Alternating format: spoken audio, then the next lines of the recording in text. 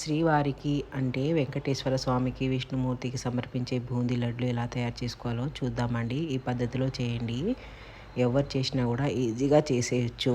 ఏ బౌల్‌తో అయితే పిండి తీసుకుంటారో అదే బౌల్‌తో చక్కెర, అదే బౌల్‌తో ఒక బౌలు పాలు కూడా రెడీగా పెట్టేసుకోండి. ఒక పెద్ద బౌల్‌లో బేసన్ పిండి జల్లించుకొని క్లీన్ చేసింది పెద్ద బౌల్‌లో వేసుకోండి. చిటికెడు కుకింగ్ సోడా వేసుకోండి.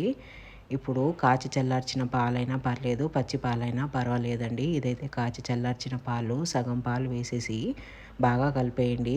పిండి కొంచెం దొడ్డుగా ఉంది కదా, మిగతా పాలు కూడా పోసేసి బాగా కలిపేయండి. ఇప్పుడు ఏ కప్పుతో మనము పిండి తీసుకున్నామో అదే కప్పుతో హాఫ్ కప్పు వాటర్ అండి. ఒక కప్పు చక్కెర ఇలా పాత్రలో పెట్టేసి స్టవ్ మీద పెట్టేసి ఒకసారి స్పూన్తో కలిపేసి లో ఫ్లేమ్లో పెట్టేయండి. సిరప్ రెడీ అయిపోతుంది. ఈ సిరప్ రెడీ అయిపోయేలోపు ఇప్పుడు మనం బూందీ కాల్చుకుందామండి. స్టవ్ మీద ఒక కడాయి పెట్టేయండి. ఆయిల్ బాగా హీట్ అవ్వాలండి.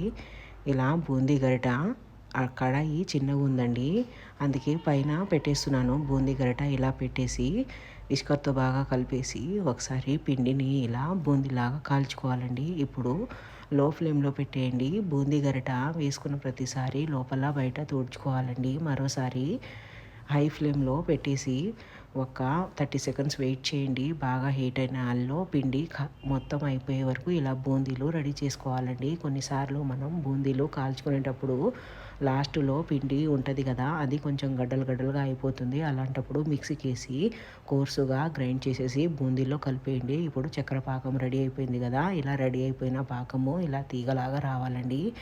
ఇప్పుడు రెడీ అయిపోయిందండి పాకము. ఇందులో కొంచెము యాలకుల పొడి వేసుకోండి. ఇదైతే పచ్చకర్పూరం అండి, కొంచెం వేసుకోండి. బాగా వేడిగా ఉన్నప్పుడు వేసుకున్నారంటే గుమగుమలాడిపోతుందండి ఇంట్లో. పచ్చకర్పూరం సువాసన చాలా బాగా వస్తుంది. బాగా కలిపేసి స్టవ్ ఆఫ్ చేసేసి ముందుగా సిద్ధం చేసుకున్న బూందీని కూడా ఈ పాకంలో వేసేయండి. పాకము బూందీకి కరెక్ట్గా సరిపోయిందండి.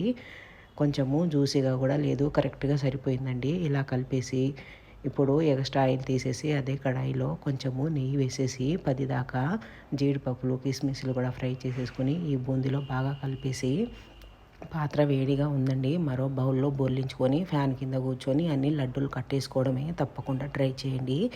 మరో రెసిపీతో ఉంటా. బాయ్.